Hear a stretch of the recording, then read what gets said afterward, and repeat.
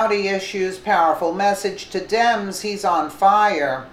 In light of the recent arrest of short-lived Trump campaign manager Paul Manafort, an arrest that's gripped the nation, one Republican representative is making sure to continue his investigation into more important matters.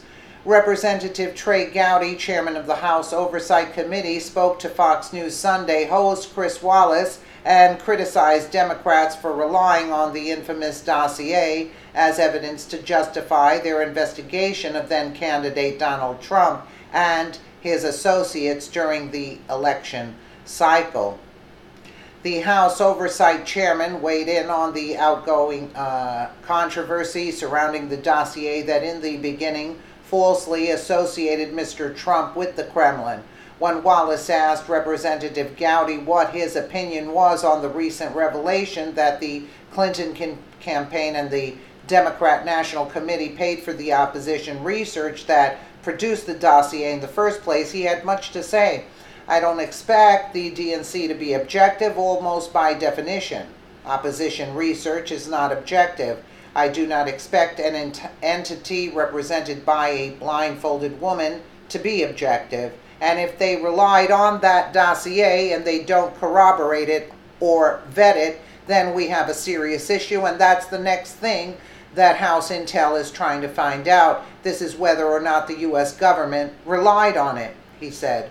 Wallace later responded with the following: "What about the fact that the Clinton campaign and the DNC, which paid $12 million for the law firm Perkins Cole that paid for the opposition research that led to the dossier, that in the FEC filings it simply says $12 million to Perkins Cole, the law firm, for legal work?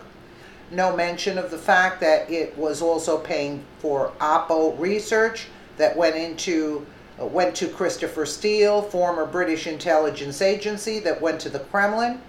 Not the money to the Kremlin, but his investigation." The news anchor added that willful misrepresentation of campaign expenditures is a criminal offense.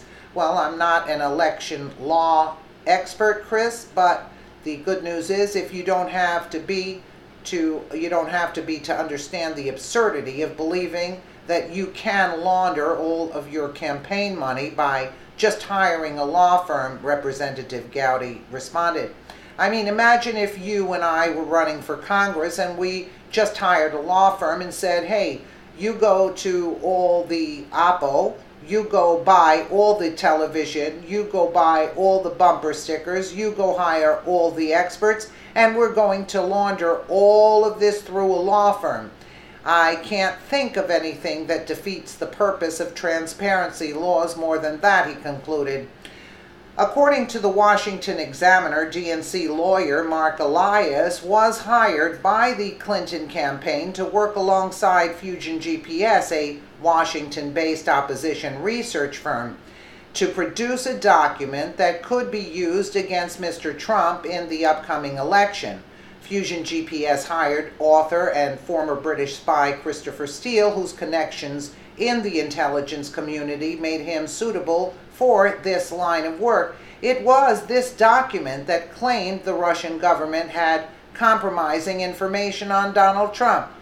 Many within the Obama administration were aware of the existence of this document, including then-President Obama, who was presented with this report by then FBI Director James Comey.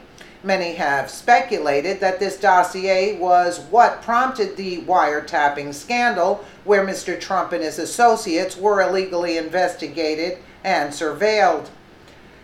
Although some aspects of the dossier are accurate, such as references to communications with foreign nationals, the majority of the report's more scandalous elements have not been verified and to date exist as false.